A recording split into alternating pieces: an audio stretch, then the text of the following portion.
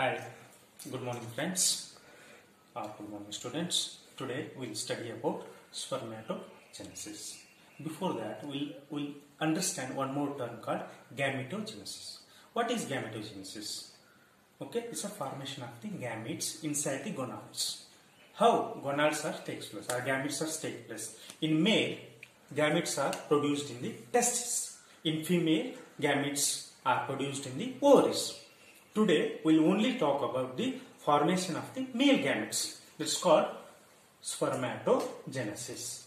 Okay? How this process takes place? As you can see in the board, this is the schematical representation of this is divisional representation which is done in schematical view. This is the cross-sectional view of the seminiferous tubules. To understand you better, I have drawn side by side. Okay? How this process how the sperm will form inside the seminiferous tubules. We will understand briefly. Only today we will study about male sperm production. See, I have written the word spermatogonium. What is this word? This is also called spermatogonial cells. How this? During the maturity. During the maturity, we are able to produce sperms. During that time, repetitive mitotic division takes place. They produce the daughter cells. Daughter cells are having the chromosome number 46. When they produce mitotically, okay, you have seen, assume for example, it produces two daughter cells, A daughter cells, B daughter cells. We will take only one example, B daughter cells. We will study that one. When they produce mitotically, you have seen here, this is the growth phase. How they grow, how they increase in their size. Certain period, they take the nourishment from the Sertoli cells. They take the nourishment from the Sertoli cells. They grow certain period. That called primary spermatocyte. After that one, they have to move to the growth phase to the maturation phase. How they move from the growth phase to maturation phase? They divide mitotically or meiosis. This is one. Okay, when they do meiosis one, they produce secondary spermatocytes. These spermatocytes is the reductional, you should understand, this is the reductional division where the chromosome number exactly half, means 46 divided by 2 is nothing but 23. When secondary spermatocytes is produced, that is a maturation phase. From there, again one more mitotic division will take place, this meiosis 2. During that one, spermates is a haploid, all are N. Haploid, this is not a reductional, this is equational reduction, equational one. Here no reduction. Here equational haploids will form. It is called spermatids. What happened after spermatid? You have seen here spermiogenesis. What is spermiogenesis?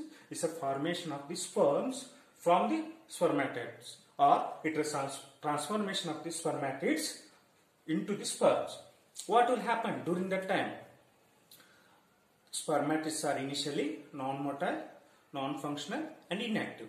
This has to be converted into functional, active and motile. From there, the sperm journey starts. You can see here, the head of the sperm are embedded into the Sertoli cells. When they released from the Sertoli cells into the lumen of the seminiferous tubules, it's called spermiation. Sperm is released. Okay, from there sperm journey starts. From there it moves to the epididymis, like that it goes. Lastly, it is ejaculated from the penis and deposited into the vaginal cavity of the female. Okay, this is called spermatogenesis. This is, I hope you have briefly understood. This is schematical. This is only divisional thing where you are seeing one mitotic division, two meiosis division. Here you can see this is cross-sectional view. You have seen spermatogonial cells, primary spermatocytes. What happened here? Primary spermatocyte. Here growth will happen. Size, the cell of the size will increase. Secondary spermatocyte. Here maturation will take place. Slowly spermatids to sperms. Sperms is nothing but you can call spermatozoa. From there sperm will take place. During that one, spermation time, during sperms will undergo morphological and physiological change. I hope you have understood briefly about spermatogenesis. Hello. Now we will study the spermatogenesis. In that one, we will study the hormonal control of the spermatogenesis. Also, we'll study the structure of the sperm. What will happen in the hormonal control of the spermatogenesis? Okay, when hormones will be released in our body, in the gonads, when during maturity, okay, there is which hormones? Gonadotropic hormones will be released in our body. When you consider about this flow chart, hypothalamus, where it will be there is a part of the brain, hypothalamus, which secretes GnRH. What is GnRH? Gonadotropic releasing hormone. It will secrete. That stimulate the anterior lobe of the pituitary. Again, pituitary will secrete two hormones. You should remember these two hormones, FSH and LHS. These hormones is flushed and rushed into the bloodstream. That are called follicle stimulating hormone and luteinizing hormone. This luteinizing hormone stimulates the Leydig cells. Where it will be there, Leydig cells?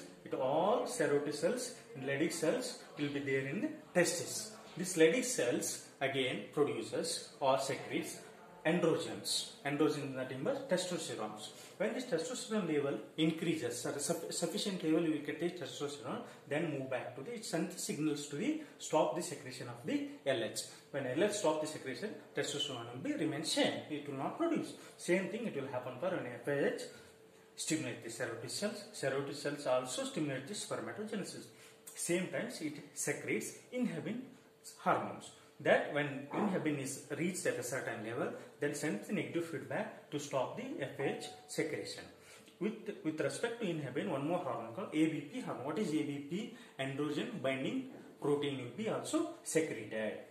I hope you have understood this hormonal control of the spermatogenesis. You should mainly remember the FH and LH. What is FH?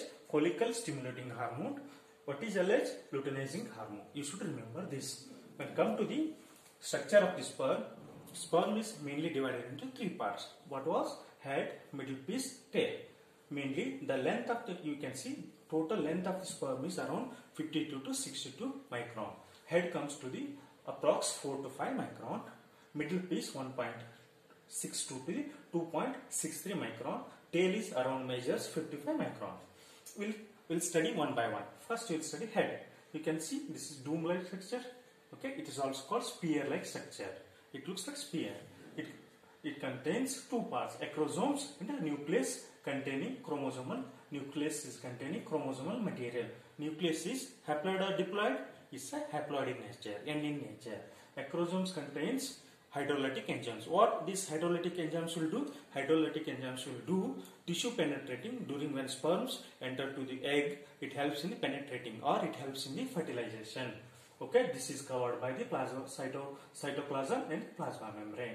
When next comes very small part called neck. Neck measures around 0.3 micron. It contains mainly two parts. Proximal central, which is very near to the which is instead of near, you can tell anterior. It is anterior, proximal central, distal central. I can tell one more.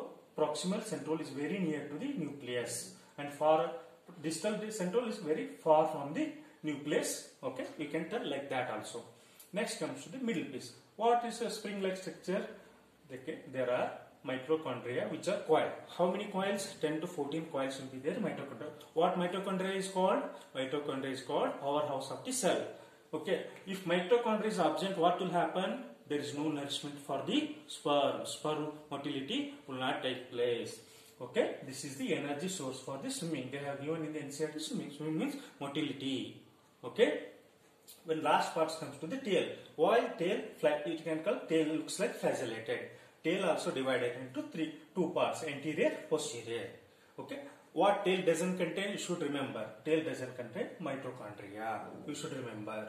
Okay. This is the structure of the sperm. I hope you people are understood.